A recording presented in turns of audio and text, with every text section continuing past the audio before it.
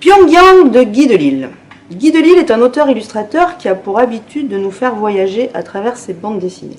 Aujourd'hui, direction la Corée du Nord avec Pyongyang, où Guy Delisle a séjourné 2 mois en qualité de superviseur d'animation, comme employé par une société occidentale qui fabrique des dessins animés et qui sous-traite une grosse partie du dessin d'animation à la Corée du Nord, imbattable en termes de tarification.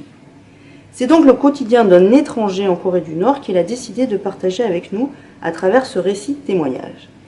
Il faut préciser que, mis à part dans son hôtel, Guy Delisle doit systématiquement être accompagné du guide qui l'a accueilli à son arrivée à l'aéroport. Il l'accompagne au travail, l'attend sur place, le raccompagne le soir à l'hôtel, et la même chose le dimanche pour des visites ou éventuelles sorties. Cette forme de narration va donc lui permettre de parfois donner son avis sur certaines situations qui peuvent lui sembler absurdes, mais qu'il va s'abstenir de commenter sur le moment. Cette succession d'anecdotes et de réflexions est un témoignage certes très personnel, mais dont on se régale comme d'une denrée rare, tant il est vrai que la Corée du Nord reste un des pays les plus secrets au monde.